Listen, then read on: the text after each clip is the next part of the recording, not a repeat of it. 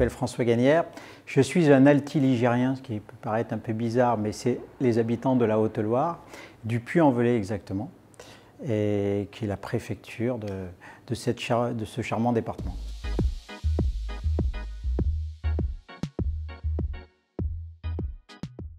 Pas très jeune. C'est venu un petit peu avec le temps, mais surtout ce qui m'a intéressé au départ, c'est l'école pas trop, mais le sport. J'aimais bien le sport, j'aimais bien la nature. C'est surtout les souvenirs que j'ai de mes premières années.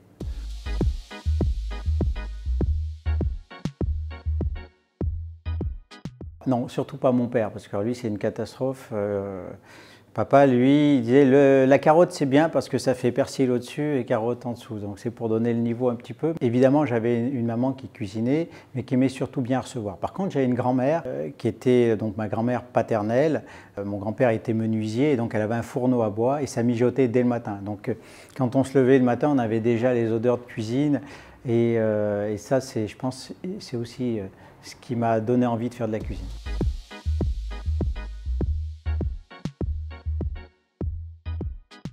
Le déclic, c'est surtout aussi un constat pour moi de dire que l'école, voilà, je trouvais qu'il y avait un sentiment d'injustice à l'école parce que je travaillais dur, mais je n'avais pas des super résultats. J'avais certainement un problème de concentration et du coup c'était compliqué. Et je trouvais ça injuste que des jeunes qui fassent les imbéciles ou lisent une leçon une fois et puis étaient premiers de la classe ou autre. Et moi qui travaillais dur, donc je me suis dit, essaye de trouver un métier qui quand même, grâce à ton travail, tu pourras quand même, en tout cas, être un peu reconnu par ce travail. Et donc, c'est simple, un jour, même si je me disais c'est peut-être un métier qui est pour moi, alors mes parents ne connaissaient rien de ce métier, mais ils savaient quand même que c'était un métier où on travaillait dur, on travaillait les week-ends, on travaillait les jours fériés, donc ils m'ont essayé, pas de me décourager, mais de me dire attention, réfléchis bien, c'est un métier difficile.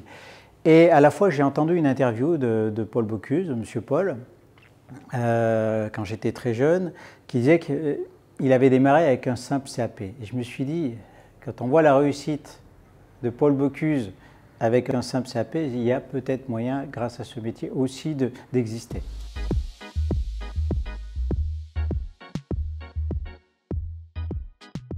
Il y a évidemment des maîtres, mais d'abord c'est l'école hôtelière. Et là, à l'époque, mon père, qui avait fait aussi sa formation en mécanique chez les Frères du Sacré-Cœur au Puy-en-Velay, m'a dit il y a une école hôtelière tenue par les Frères du Sacré-Cœur à Saint-Chély-d'Apcher. Et donc, plutôt que de choisir la facilité avec une école hôtelière au Puy-en-Velay, je suis allé, pas très loin, mais à une centaine de kilomètres, à 1000 mètres d'altitude, dans un lieu un peu perdu, Saint-Chély-d'Apcher, une école où les 3 mots qui étaient affichés en cuisine, c'était propreté, rigueur et discipline. On ne parlait pas de cuisine, mais ça voulait dire ce que ça voulait dire. Une école qui formait vraiment à la dure, mais qui m'ont vraiment amené les bases.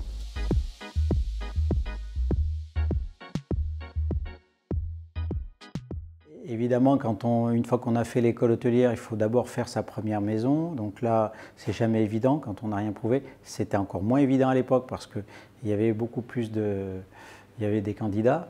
Aujourd'hui, il y en a moins. Donc j'ai fait une première maison où j'ai eu un chef qui était un ancien de mon homonyme, de Pierre Gagnère et de Paul Bocuse. Quelqu'un qui faisait 120 kilos et quand on faisait une erreur le matin, on l'entendait jusqu'au soir, donc ça forme aussi, il fallait tenir. Mais après, mon premier grand maître, c'était Alain Chapelle. Alain Chapelle, meilleur ouvrier de France, 3 étoiles Michelin, qui est décédé trop tôt, qui est décédé à l'époque où j'étais chez lui. Mais ça a été quelqu'un qui m'a énormément apporté sur cet esprit, sur sa conception de la cuisine, des produits. Et puis, il y a eu plein d'autres chefs. Évidemment, Pierre Gagnère, pas parce qu'on portait le même nom, mais parce que j'avais fait une cuisine un peu plus classique avec Alain Chapelle, même s'il était très avant-gardiste en son temps, c'est après une cuisine un peu plus classique. Et puis Pierre, qui lui, au contraire, était et est toujours le chef qui représente cette cuisine très comment dire, très artistique.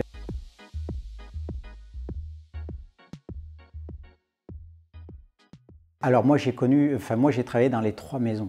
3 maisons de Pierre. La première maison à Saint-Étienne, petite équipe, mais déjà 2 étoiles Michelin et belle cuisine. Et puis après, on passe l'étage supérieur avec la Richlandière, une maison art déco magnifique, où là on obtient la 3e étoile. Donc là, tout à faire. Très belle expérience, très difficile, parce que quand on arrive dans un lieu nouveau, avec là aussi l'objectif d'atteindre le palier supérieur, c'est pas évident, mais une très belle brigade avec des gens qui ont tous réussi aujourd'hui, qui sont soit des étoilés, voire des 3 étoiles, voire des meilleurs ouvriers de France. Donc une belle équipe avec moi à cette époque-là. Et puis après j'ai fait d'autres maisons, notamment des maisons lyonnaises, étoilées aussi, la Tour Rose, la Cour des Loges, Alain-Alexandrian. Et Pierre me rappelle pour Paris. Entre-temps, il avait eu ses difficultés à Saint-Étienne, donc réouverture à Paris. Donc de nouveaux challenges, passer de 0 étoile à 3. Et là en tant que seconde cuisine, donc belle expérience.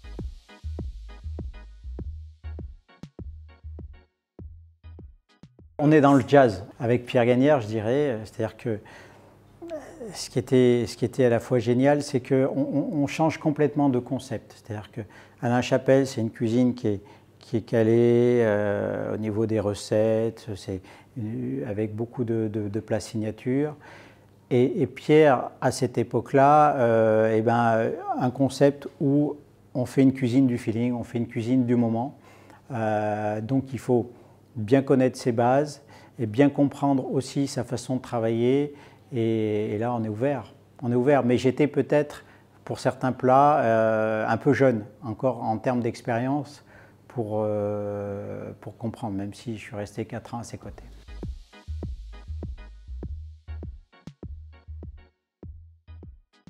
J'ai fait 15 ans, on a parlé rapidement du parcours, mais j'ai fait l'ouverture de quelques grands hôtels, de palaces. J'ai travaillé dans des belles maisons aussi comme Guy Lassauzet ou comme des ouvertures de belles brasseries aussi, notamment l'Imperial Palace aussi à Annecy. Et c'est vrai qu'après ce parcours d'une quinzaine d'années, j'avais envie d'apporter quelque chose au Puy-en-Velay et je me suis dit pourquoi essayons pas d'aller chercher une étoile Michelin pour apporter une étoile au Puy. Donc c'était ça un petit peu l'objectif. Et effectivement, on essuie les plâtres, hein. C'est une première expérience en tant que patron, c'est aussi sa propre carte qu'on met en place. Donc petit à petit on progresse, petit à petit on s'améliore. Ça a toujours été ce qu'on fait aujourd'hui encore, c'est-à-dire de mettre en valeur des produits de la région, mais dans un esprit de notre temps d'aujourd'hui, c'est-à-dire un esprit contemporain, une cuisine beaucoup plus allégée.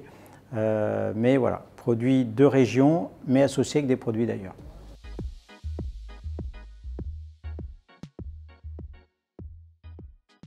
Évidemment, belle région, belle ville, beaux produits, mais compliqués économiquement. Et ça, c'est le souci quand on a un établissement étoilé avec une équipe assez conséquente, de pouvoir maintenir cette qualité, sachant que je pense que c'est dû aussi à ces petits territoires.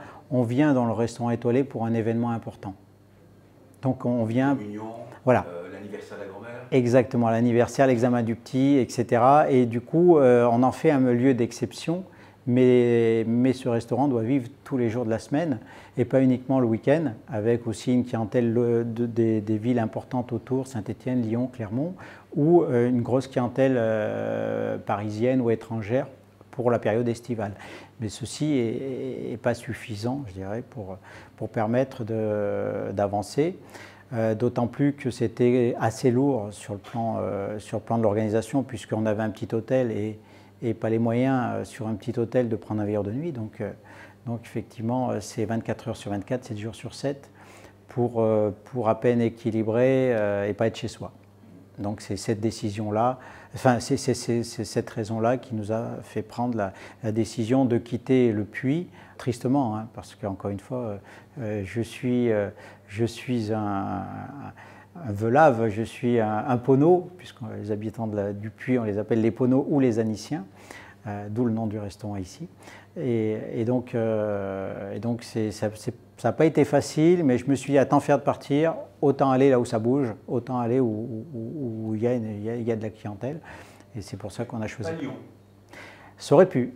C'était les deux choix. Lyon aussi, et je connaissais bien puisque j'avais fait plus de 10 ans sur la région lyonnaise, donc c'est une ville que je connais très bien les chefs.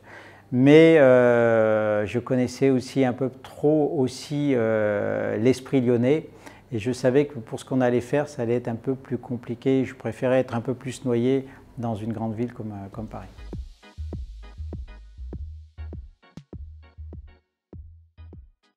Sur les plats, on n'a pas changé grand-chose.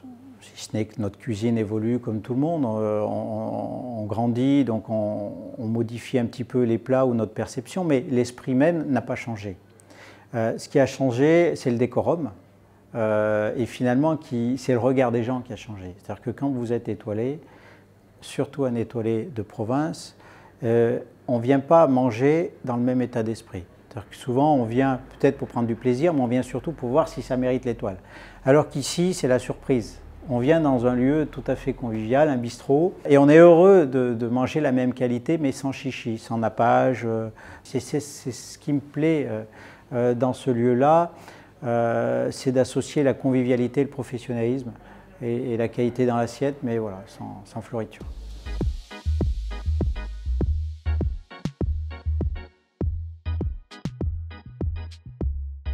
Je dirais même, et là on arrive sur une note un peu plus pessimiste, ça devient de plus en plus compliqué.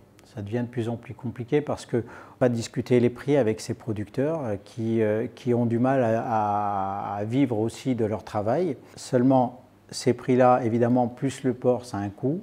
Ces produits-là, ce qui nous intéresse, pour certains, c'est de les laisser le plus naturellement possible, et pour d'autres, leur apporter notre plus-value, c'est-à-dire le travail du cuisinier. Et pour ça, il faut avoir des gens compétents pour travailler ces produits, ces gens qui le respectent. Ces gens-là, ça se paye aussi.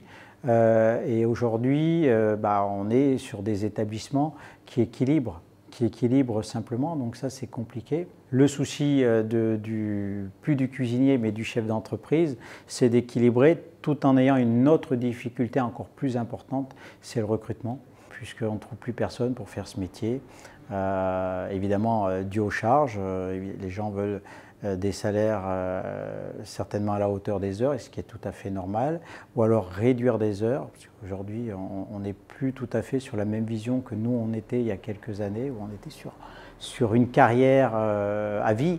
Aujourd'hui, les gens changent de métier souvent, et même s'ils sont cuisiniers un jour, ils ne le seront pas forcément dans 5 ans ou 10 ans. Mais ce qu'ils veulent, c'est une qualité de vie. Et on peut le comprendre, mais on a du mal à le mettre en place dans des petites structures comme nous, avec une équipe du midi, une équipe du soir. Voilà. Ça, c'est une vraie difficulté à Paris, mais en province également.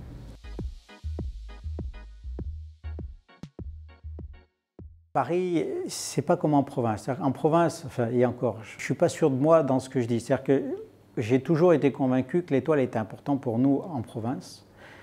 Mais à la fois, avec le recul, on s'aperçoit que ça nous limitait aussi. Parce qu'on n'était pas plus cher que certaines chaînes nationales, mais l'image de l'étoilé était préjudiciable. C'est-à-dire qu'un chef d'entreprise ne venait pas forcément manger avec son collaborateur à 30 € chez Gagnère, étoilé Michelin ou Puy-en-Velay, alors qu'il allait manger dans des brasseries de chaîne pour plus cher, et ça passait. Et à la fois, évidemment, ça nous amenait cette clientèle touristique, mais ça ne suffisait pas. C'est-à-dire qu'un mois dans l'année, ce n'est pas suffisant. Donc, l'étoile, c'est bien. Ici à Paris, les gens, ce n'est pas le problème. C'est pas trop le problème. On a la clientèle. Après, ça peut être intéressant pour d'autres choses à côté, comme du consulting. Mais ce n'est pas le souci. Si on l'a, ça récompensera une équipe. Mais on ne se lève pas le matin pour ça. On se lève le matin pour faire plaisir aux gens, pour essayer de donner le meilleur de nous-mêmes, et c'est déjà beaucoup.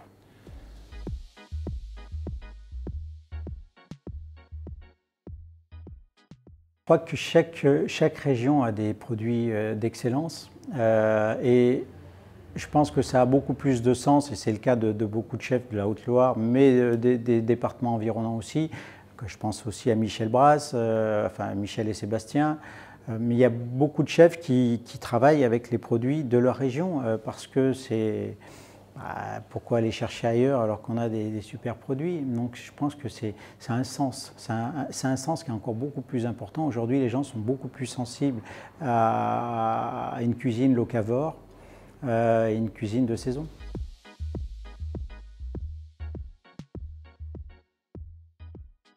Évidemment, il y a un produit qui a un vrai sens chez nous, même s'il y en a d'autres aussi. Il n'y a pas que celui dont on pense, mais la lentille, évidemment, qui est une source d'inspiration pour nous et qui est un produit qui me ressemble finalement assez bien parce que c'est un produit très simple.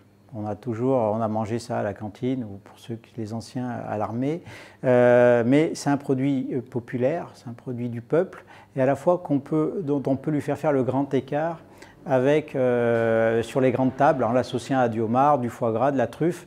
Et c'est ça qui me plaît. C'est-à-dire que c'est un produit qu'on peut magnifier et à la fois on peut un simple petit salé lentilles, voilà, c'est un produit qui rassemble.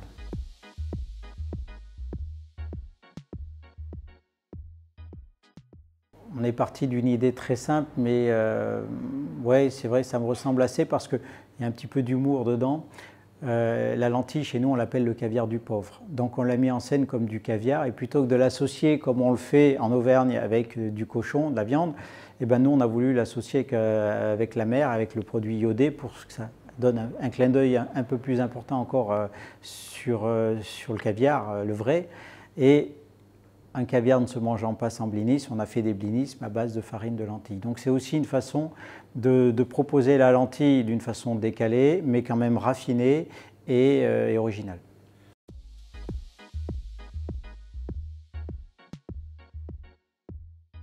En ce moment, le foin qui donne en partie l'appellation au fin gras du Mézin, on est en pleine saison du fin gras de février à juin.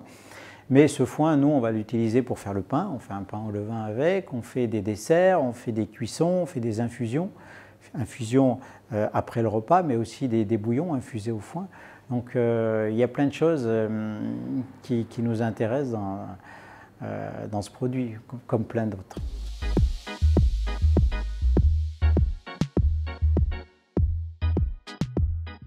Les deux belles saisons sont le printemps et l'automne en termes de richesse de produits, peut-être encore plus l'automne parce qu'on a souvent un peu plus de champignons qu'au printemps et puis on a les gibiers, on a les premiers légumes racines.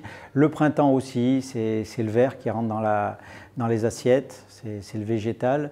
C'est en ça qu'on fait ici et c'est en ça que le restaurant s'appelle Bistrot Nature parce que c'est la nature qui nous dicte la carte et qu'on a volontairement choisi une carte très simple qu'on imprime nous-mêmes pour pouvoir la changer du jour au lendemain si le produit n'est plus à la carte. C'est-à-dire que c'est tout le changement qu'on avait par rapport au puits ou encore une fois le côté feutré de l'étoilé où on avait des cartes imprimées, traduites et on était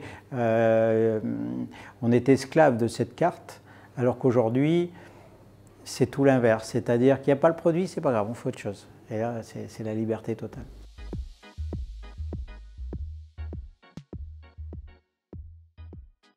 Ça arrive des fois, mais qu'est-ce que vous me conseillez? Je ne conseille rien. Je ne conseille rien, pourquoi? Parce que j'ai voulu volontairement faire une carte avec 5 entrées, 5 plats, 5 desserts.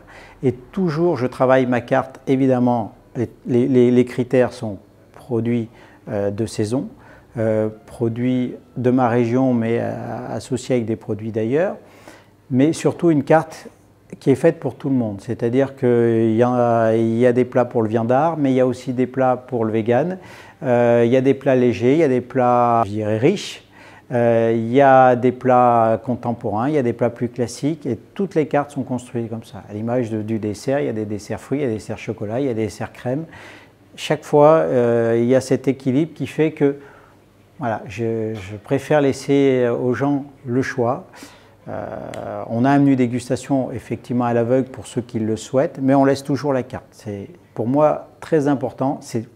On ne se facilite pas le travail parce qu'évidemment on n'aurait qu'un seul menu, ça serait plus simple pour les équipes. Mais j'estime que la différence entre la maison et le restaurant, c'est qu'au restaurant on paye. Donc autant laisser quand même le choix un peu aux gens plutôt que d'imposer un menu fixe.